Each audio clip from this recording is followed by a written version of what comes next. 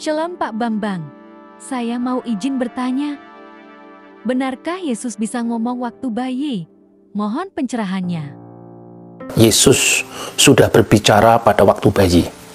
Apakah benar Yesus membuat mujizat, yaitu meniup sebentuk burung dari tanah, dan atas izin Tuhan benar-benar menjadi burung? Dan banyak sekali pertanyaan yang serupa.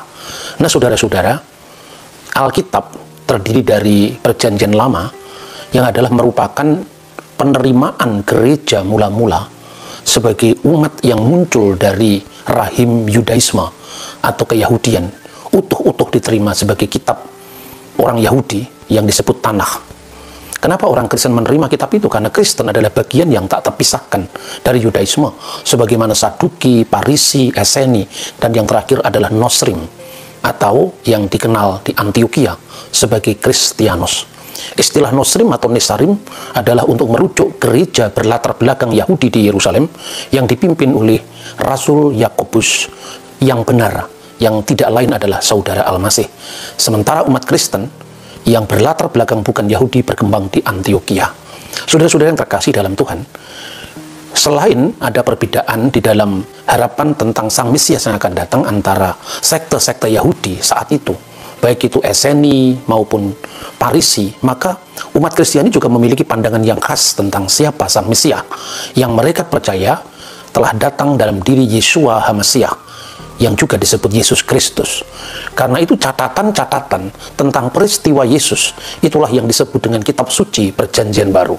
Jadi seorang Kristen sejak gereja mula-mula memahami kitab-kitab yang lama itu, memahami Tanakh itu di dalam terang Perjanjian Baru. Artinya dalam terang kedatangan Yeshua HaMasiah sebagai juru selamat umat manusia dalam keyakinan dan perspektif Kristiani. Soal kemudian orang Parisi menolak, itu adalah urusan yang berbeda, karena dalam setiap agama itu tentu ada penafsiran yang berbeda-beda yang berasal dari rumpun agama yang bersangkutan. Nah, saudara-saudara, salah satu perspektif dalam kajian agama-agama adalah bagaimana kekristenan itu harus dilihat dari perspektif Kristen sendiri, dan kita tentu tidak bisa melihatnya dari perspektif agama lain. Bagi umat Kristen, Injil itu bukan sebuah kitab yang turun dari langit. Injil adalah dokumen-dokumen sejarah primer yang ditulis oleh orang-orang yang sejaman dengan Sang Kristus, yang disebut para rasul, para apostel, atau para selichim, yang artinya para murid dari Yesus Kristus itu.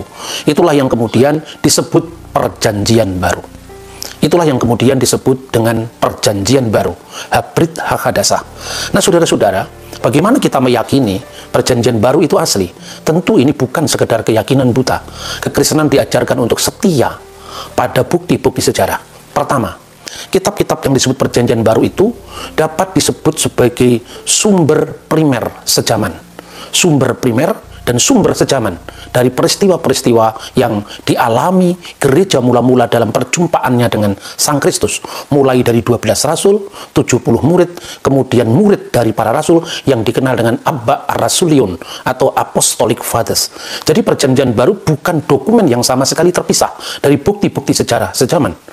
Meskipun Yesus itu dilihat dari berbagai macam perspektif, namun Perjanjian Baru ini dapat dianggap sebagai satu-satunya sumber primer karena ditulis hanya rentang waktu yang sangat dekat dengan peristiwa. Misalnya Injil Markus ditulis sekitar tahun 60 Masehi. Itu berarti hanya berjarak sekitar 30 tahun saja dari peristiwanya. Begitu juga Injil Lukas, Injil Matius, dan yang terakhir Injil Yohanes yang ditulis oleh Rasul Yohanes anak Zebedius pada masa tuanya di kota Efesus sebelum meninggal tahun 96 Masehi. Dan ini bisa dibandingkan dengan catatan-catatan sejarah yang sejaman. Misalnya, catatan yang sangat terkenal dari sejarawan Yahudi yang bernama Flavius Josephus yang menulis sekitar tahun 90 Masehi. Kira-kira sejaman dengan Injil Yohanes. Hanya Yohanes adalah saksi mata. Sementara Yosefus tidak pernah menjadi muridnya Yesus. Dia bukan orang Kristen dan dia berbicara dalam perspektif seorang sejarawan Yahudi. Dia juga bicara tentang Yesus yang disalibkan pada masa pemerintahan Pontius Pilatus atas desakan para pemimpin agama kami. Cornelius Tacitus adalah seorang senator dan ahli hukum Roma. Dapat dianggap sebagai sumber-sumber yang sejaman. Namun, dia bukan sumber primer. Mengapa?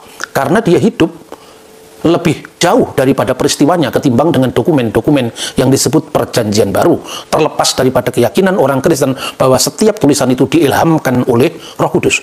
Jadi saudara-saudara, sekalipun Perjanjian Baru itu dapat dianggap sebagai catatan pinggir sejarah tentang siapakah Yesus, bagaimana komunitas mula-mula yang mengikuti dia itu dibentuk dan berkembang, khususnya yang dicatat dalam kitab Kisah Para Rasul dan tulisan-tulisan Rasul Paulus, yang sekalipun dia tidak pernah berjumpa dengan Yesus, tetapi dia hidup disaksikan oleh komunitas rasuli yang semuanya masih ada saat itu. Sehingga pewartaan Paulus juga disaksikan oleh Petrus sebagai yang paling senior dari para rasul, juga oleh Yohanes, juga oleh rasul-rasul yang lain di Yerusalem. Sehingga sekalipun Paulus bukan saksi mata, tetapi dia hidup ketika saksi-saksi mata masih hidup. Dokumen-dokumen ini yang akhirnya dikumpulkan menjadi Perjanjian Baru. Dan tolong, jangan dipahami menurut perspektif agama lain, karena kekristenan tidak pernah mempercayai adanya Injil yang turun dari langit, karena senyatanya dokumen semacam itu tidak pernah ada, hanya ada di bayangan orang-orang yang meyakininya. Nah, saudara-saudara yang terkasih dalam Tuhan, catatan pinggir sejarah. Mengapa? Karena Yesus bukanlah tokoh politik, karena Yesus bukan seorang kaisar, Yesus bukan seorang gubernur atau prokurator, dia adalah rakyat biasa. Artinya dalam keadaannya sebagai manusia, Yesus adalah seorang rabi keliling yang mengabarkan tentang kerajaan Allah, yang dalam perspektif Kristiani dia disebut Mesias. Dan apa makna Mesias? Mesias adalah imam, nabi, dan raja. Maka perspektif inilah yang menguatkan orang-orang Kristen, mengapa mereka tetap mengikuti Yesus Kristus sebagai juru selamat mereka. Nah, saudara-saudara yang dikasihi Tuhan, sekalipun Injil merupakan catatan pinggir sejarah, tetapi dia merupakan sumber primer. Ini tentu berbeda misalnya dengan catatan Yosefus. Sekalipun dia hidup sejaman, tetapi dia bukan sumber primer. Cornelius Tacitus melihatnya dari sudut pandang seorang senator Romawi. Mara ben Serapion malah melihatnya dari jauh, yang menulis bahwa sesungguhnya kematian Yesus adalah kematian seorang raja Yahudi. Tentu dalam perspektif yang dilihatnya, sehingga Yesus diparalelkan dengan Sokrates misalnya. Begitu juga catatan-catatan yang lain.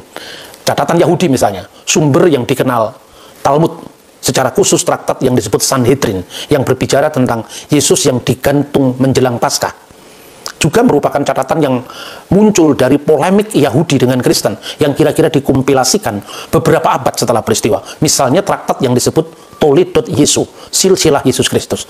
Dibandingkan dengan Perjanjian Baru, tentu ini jauh dari akurat dibandingkan dengan misalnya catatan Matius, Markus, atau Yohanes. Mengapa? Banyak hal yang bisa didata misalnya. Digambarkan kehidupan Yesus seolah-olah sejaman dengan Ratu Helena misalnya. Ini tentu sangat cacat secara historis, karena Ratu Helena adalah ibunda Kaisar Konstantin yang hidup 300 tahun setelah peristiwa. Nah, inilah saudara-saudara mengapa Perjanjian Baru itu merupakan satu-satunya dokumen yang bisa dipercaya. Sumber kedua adalah luasnya persebaran kitab-kitab Perjanjian Baru dan kekunoan dari naskah itu. Selain kita memiliki bukti yang namanya kodek, yaitu buku dalam bentuk jilitan yang dimulai kira-kira akhir abad ketiga, kira-kira tahun 350, 325, misalnya Kodek Sinaiticus, Kodek Alexandrinus, Kodek Vaticanus, Kodek Ephraemi Rescriptus. Tetapi kita juga memiliki dokumen-dokumen yang disebut papirus. Yang paling tua misalnya dikenal dengan papirus P52, yang isinya sebagian dari Injil Yohanes. Atau yang lebih utuh lagi adalah P66, yang sekarang disimpan di Bibliotheca Bodmeriana, Switzerland. Nah, saudara-saudara bisa cek sendiri, karena sekarang naskah-naskah Injil kuno itu bisa didapat secara online. Dari situ Anda bisa membandingkan misalnya bagaimana bunyi Injil Yohanes, sekalipun cara menulisnya berbeda. Misalnya tanpa titik, tanpa koma, tapi semua orang masih bisa membacanya. Misalnya Hode Parakletos tu Pneumatu Akion Hupem Sei Hupater, dan seterusnya. Tidak ada kata Perikletos, tapi Parakletos. Nah, saudara-saudara, ada banyak data seperti itu, sehingga kita memiliki naskah sebanyak lebih dari 5.000 naskah, yang antara naskah-naskah yang banyak itu hanya ada yang berjarak sekitar 24 tahun dari penulisan aslinya. Misalnya P66 itu hanya berjarak 24 tahun, karena naskah tertuanya ditulis oleh Rasul Yohanes sebelum kematiannya tahun 96, sementara naskahnya dari hasil uji karbon berasal dari sekitar 120 Masehi. Nah, begitu juga P46 yang isinya surat-surat perjanjian baru, khususnya tulisan Rasul Paulus, itu hanya berjarak juga kurang dari 20 tahun, karena Rasul Paulus wafat di Roma tahun 67 Masehi, dan hasil uji karbon dari P46 itu kira-kira tahun 85 atau tahun 90 Masehi. Saya kira tidak ada naskah kuno manapun yang menandingi keakuratan dan luasnya persebaran dibanding dengan perjanjian baru. Kemudian bagaimana apabila itu dibandingkan dengan tulisan-tulisan yang intinya memuat kehidupan Yesus di luar kitab Injil? Misalnya yang tadi pada awal presentasi saya, orang sering bertanya, apakah benar Yesus itu berbicara pada waktu bayi?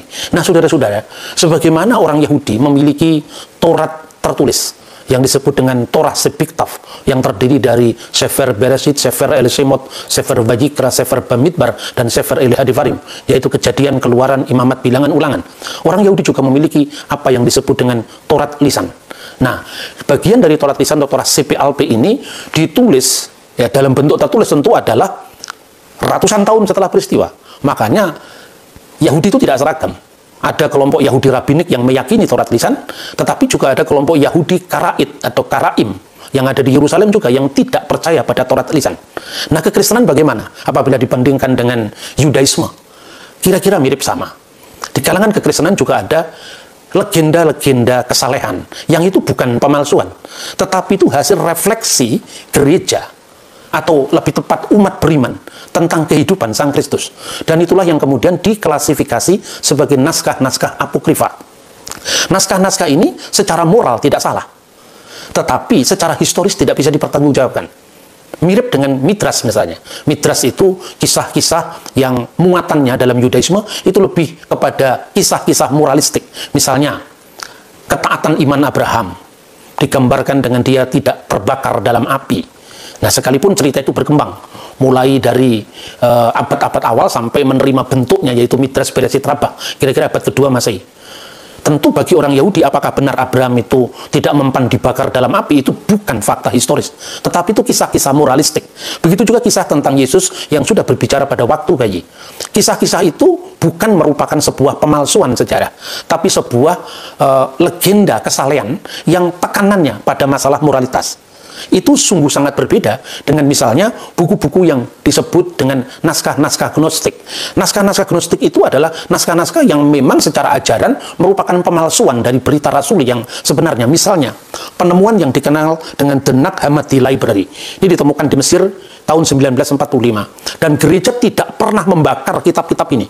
Gereja tidak pernah menyingkirkan kitab-kitab ini. Tapi kitab-kitab ini dikoleksi, dipelajari, diperbandingkan dengan sumber-sumber yang benar. Misalnya sumber-sumber perjanjian baru.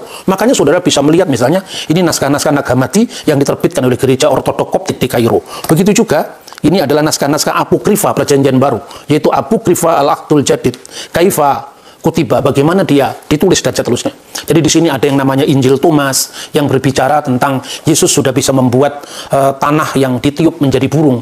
Tetapi secara historis tentu ini tidak bisa dipertanggungjawabkan karena munculnya abad keempat, sehingga sangat jauh dari peristiwa. Kemudian tentang Yesus bicara pada waktu bayi, saudara-saudara juga bisa membaca teksnya itu, misalnya Evangelium Infantia Liber Apocryphus De Infantia Servatoris, ini dalam bahasa Latin yang kemudian diedit oleh Henricus Sicket yang diterbitkan pada tahun 1697 dalam bahasa Latin dan kemudian diterjemahkan dengan bahasa Arab. Nah, naskah Arab ini diterjemahkan dari bahasa Aramaik dan naskah ini baru muncul pada abad ke-5 Masehi. Misalnya, di sini pada bab pertama disebutkan, ya ini naskah Arabnya ini disebutkan, Qad wajadna fi kitabi Yusefus, telah disebutkan dalam kitab Yusefus, Rois al-Kahina alladhi kana ala ahdil masih wa qad qala Anas innahu Kayafa, dia adalah imam besar pada saat kehidupan Yesus, dan ada yang mengatakan dia Anas, ada juga yang mengatakan dia adalah Kayafas. Qala hadza an Yasua takalama wa huwa hina kana fil mahdi, dikatakan bahwa Yesus Kristus telah berbicara ketika dalam buayan, ketika masih dalam gendongan. Wa qala li Maryam ummihi, dan berkata kepada Maryam ibunya, ini ana huwa Yesu ibnullah, aku inilah Yesus putra Allah, dan kemudian pada akhir ayat ini dikatakan wa abi arsalni liqolasil alam, dan Bapakku telah mengutusku untuk keselamatan dunia. Nah, ini bisa Anda bandingkan dengan teksnya dalam bahasa Latin. Bahkan dalam teks ini secara iman sebetulnya tidak bertentangan dengan iman Kristen. Bahkan kalau buku ini bisa diterima oleh gereja, misalnya kalau sekedar menekankan ajaib-ajaibnya Yesus, ini malah menguntungkan secara iman. Karena apa? Buku ini juga tidak bertentangan dengan iman Kristen. Misalnya di awal dari teks ini saja ditulis dalam bahasa Latin in nomine Patris et Filii et Spiritus Sancti Dei Unius, yang diterjemahkan dalam bahasa Arab Bismil Ab Walibni Warahil Kudus Al Ilahil Wahid, demi nama Bapa dan Putra dan Roh Kudus Allah yang Esa. Jadi artinya ini tidak bertentangan dengan iman Kristen secara akidah. Tetapi gereja kenapa tidak menerima ini sebagai buku kanonik? Karena ditulis setelah abad ketiga, kira-kira abad keempat dan abad kelima, sehingga ini sangat jauh dari peristiwa. Maka fungsinya buku-buku ini seperti midras dalam Yudaisme, kisah-kisah kesalehan yang bisa meneguhkan komitmen moral kita pada kebenaran, tetapi rata-rata bersifat ahistoris karena tidak bisa dipertanggungjawabkan secara historis. Jadi kalau orang Kristen hanya untung-untungan, buku ini menguntungkan keilahian Yesus, ya diterima saja. Yesus waktu bayi aja sudah bisa bicara, tapi secara historis kan itu tidak bisa dipertanggungjawabkan karena munculnya ratusan tahun setelah peristiwa. Begitu juga mujizat-mujizat yang memenuhi kehidupan Yesus di masa kanak-kanak. Misalnya Alkitab hanya menceritakan bagaimana atas perintah malaikat, bagaimana misalnya Yusuf dan Maria disuruh untuk membawa bayi Yesus ke tanah Mesir. Tidak ada catatan di tanah Mesir. Hanya ada catatan-catatan yang sifatnya memorial yang diperingati oleh gereja Koptik, yaitu masuknya keluarga kudus ke Mesir yang diperingati setiap tanggal 20 bulan Mesir Tuba atau 1 Juni. Tetapi ada kisah-kisah yang dicatat misalnya di dalam buku Sinaksarion yang juga sejajar dengan dokumen yang dikenal dengan Injil Mata Al-Manhul, yaitu The Pseudo Gospel of Matthew pasal 20, di mana digambarkan kanak-kanak Yesus yang sudah dilahirkan itu umurnya kira-kira kurang dari 2 tahun dibawa ke Mesir, lalu ketika di padang gurun yang disebut sebagai jalan raja, artinya jalan yang dilewati oleh para patriark, para bapak bangsa Israel, dan itu adalah jalan-jalan yang ada jalur oasenya. Di sana kemudian diperingati dengan munculnya gereja-gereja ortodok, ya. Tetapi pada saat di tengah padang gurun itu Maria dan anak-anak Yesus kehausan, lalu terjadi mujizat di bawah pohon kurma. Nah, itu bukan kisah tentang kelahiran Yesus, tapi kisah tentang pelarian ke tanah Mesir. Itu disebut dalam pasal 20. Tapi kisah ini merupakan kisah kesalehan. Tentu berbeda dengan kisah-kisah yang memang tercatat dalam dokumen kanonik di abad pertama Masehi. Yang kedua dan terakhir adalah kisah-kisah yang memang sengaja secara akidah itu merupakan pemalsuan belakangan. Misalnya naskah-naskah gnostik. Dan naskah-naskah gnostik ini memang dari awal itu kisahnya memang tidak sejalan dengan iman Kristen. Misalnya Yesus itu digambarkan sebagai seorang yang memiliki penampilan nyentrik, ya, sehingga dia menjadi guru tentang peristiwa-peristiwa esoteris, peristiwa-peristiwa rahasia. Nah, misalnya apakah Yesus bersabda kepada para muridnya bahwa usirlah perempuan itu karena dia tidak berhak memiliki kerajaan Allah? Apakah itu benar? Ataukah itu hanya merupakan karangan kaum gnostik yang memang anti perempuan, artinya mereka kehidupan dengan menjauhi perempuan? Dan itu adalah gambaran dari naskah-naskah gnostik. Nah, di pihak lain, misalnya itu tercatat dalam Injil Thomas, usirlah perempuan itu karena dia tidak layak menerima kerajaan surga. Lalu Petrus bertanya, bagaimana supaya dia bisa masuk ke dalam kerajaan surga? Buat dirinya seperti laki-laki. Ini ayat-ayat yang sangat nyentrik karena tidak bisa dipahami dalam sejarah gereja mula-mula yang tadi saya katakan tidak hanya tercatat dalam teks kitab suci ini, lepas daripada tradisi rasuli, lepas daripada paradosis apostolik, tetapi itu juga dibuktikan dengan catatan-catatan abad kemudian yang secara bersinambung tanpa putus dari zaman para rasul. Misalnya dokumen-dokumen yang dikenal dengan Abba Rasulion atau Apostolic Fathers. Ini ditulis oleh muridnya Yohanes, muridnya Rasul Petrus, misalnya Mar Ignatius dari Antioquia, misalnya Mark Clement dari Roma, misalnya Quadratus, misalnya lagi surat Didache yang ditulis sejaman dengan Injil Yohanes, sekalipun dia bukan Injil, tapi ditulis sejaman atau paling tidak satu generasi setelah kitab-kitab Injil. Dan semua ajaran bapak-bapak gereja rasuli ini tidak ada yang berbeda dengan ajaran gereja sekarang. Ini menjadi mata rantai yang menyambungkan tanpa putus gereja mula-mula. Sementara sejak abad ketiga, abad keempat baru muncul naskah-naskah gnostik. Sehingga gereja bertindak melakukan apa yang disebut kanonisasi perjanjian baru. Yang paling awal kira-kira bisa disaksikan dari peristiwa Markion yang mencoba mengubrak-abrik naskah perjanjian baru. Dan Markion itu hanya menerima Injil Lukas setelah dibuang 3 pasal pertama. Mengapa Injil Lukas dibuang setelah 3 pasal pertama? Karena di situ ada kisah kelahiran Yesus. Sementara dalam ajaran gnostik, Yesus tidak benar-benar jadi manusia. Yohanes menghantam ajaran gnostik dengan mengatakan firman itu telah menjadi manusia, real manusia. Karena manusia, maka bisa digambar sehingga ada tradisi ikonografi, maka bisa mati, maka bisa menderita. Dan itu yang ditekankan oleh Ignatius dari Antioquia. Makanya gereja mula-mula menghadapi ajaran gnostik yang menolak eksistensi kemanusiaan Sang Kristus. Nah, ajaran gnostik ini terus berkembang. Seandainya pada saat Markion sudah ada yang namanya The Gospel of Philip atau The Gospel of Peter yang itu di atas namakan para rasul, tentu Markion tidak perlu harus merevisi perjanjian baru. Dan gereja bertindak karena apa? Warisan apostoliknya diobrak-abrik oleh tokoh di luar komunitas para rasul. Dan itulah yang menyebabkan muncul yang namanya kanon muratori yang nantinya diteguhkan kembali pada saat terjadinya konsili di Kartago. Sekali lagi pertanyaannya, seandainya saat itu sudah ada The Gospel of Philip, The Gospel of Mary Magdalene, kitab Injil Maria Magdalena, kitab Injil Filipus, kenapa dia harus merevisi perjanjian baru? Dan ini yang seringkali orang di luar Kristen tidak paham kekristenan, tapi kadang-kadang lagaknya lebih tahu daripada mereka yang langsung belajar tentang kekristenan dari sumber asalnya. Saya berikan contoh. Dalam Injil Filipus, ini tertulis dalam bahasa Koptik, lalu ada terjemahannya dalam bahasa Inggris. Itu pun setelah zaman Rasul Markus.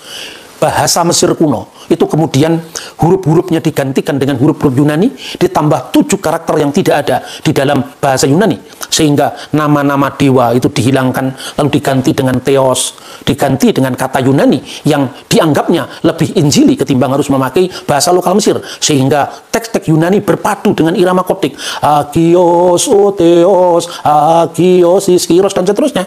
Itu gambaran bagaimana gereja melakukan inkulturasi tanpa tercabut dari akar rasulinya. Sehingga gereja Koptik menggunakan bahasa ini itu jauh setelah zaman Yesus. Maka tidak mungkin secara historis bisa diterima buku apokrif The Gospel of Philip ini. Dan yang paling penting lagi, misalnya para rasul itu protes kepada Yesus. Ini gambaran dari buku The Gospel of Philip. Mengapa engkau lebih dekat pada Maria Magdalena ketimbang dengan kami? Lalu digambarkan, Yesus sering mengecup bibir Maria Magdalena. Nah, ini lalu dipahami seolah-olah Yesus itu adalah suaminya Maria Magdalena. Nah, ini orang yang membaca teks tanpa lihat konteks, tanpa lihat nilai sejarahnya. Karena ini adalah buku yang muncul dari kaum gnostik. Kaum gnostik itu tidak mengenal perempuan, tidak mengenal perkawinan. Maka setiap kata-kata misalnya ciuman itu adalah ciuman mistik, bukan ciuman erotis, bukan ciuman birahi, bukan ciuman dalam perkawinan seperti gereja Kristen pada umumnya. Nah, dengan demikian saudara-saudara, saya harus mengatakan bahwa kisah tentang Yesus bicara waktu bayi itu ada di dalam buku yang disebut Injil Tufulia, yaitu Injil masa kanak-kanak Yesus yang muncul kira-kira 400 tahun setelah peristiwanya. Dan semua buku-buku ini, baik itu legenda-legenda kesalehan maupun pemalsuan seperti ajaran gnostik, tidak pernah dibakar oleh gereja, tidak pernah dimusnahkan oleh gereja, tapi dipelihara oleh gereja. Artinya apa? Untuk studi heresiologi, yaitu ilmu tentang heretik, tentang bidat-bidat. Tetapi juga kisah-kisah kesalehan itu juga berfungsi sebagai cara gereja mula-mula, atau lebih tepat umat awam mula-mula, untuk memahami peristiwa Yesus, tetapi di luar refleksi sejarah, refleksi teologis yang terlepas dari sejarah. Karena itu saya sering mengatakan, sesaleh apapun kisah-kisah itu merupakan sebuah perspektif yang secara sah bisa diterima, namun secara historis patut dipertanyakan. Jadi sejajar dengan kisah Abraham, kisah tentang Salomo yang mengerti kearifan bahasa binatang dalam Targum misalnya, tetapi itu tentu orang Yahudi maupun orang Kristen tidak memahami sebagai peristiwa sejarah. Dan itu berbeda dengan dokumen perjanjian baru itu sendiri. Sejarah yang penuh bukti adalah mitra bagi iman yang penuh bakti. Oke Pak Bambang, penjelasan Anda sangat mencerahkan dan menguatkan iman kami. Terima kasih, Tuhan Yesus memberkati.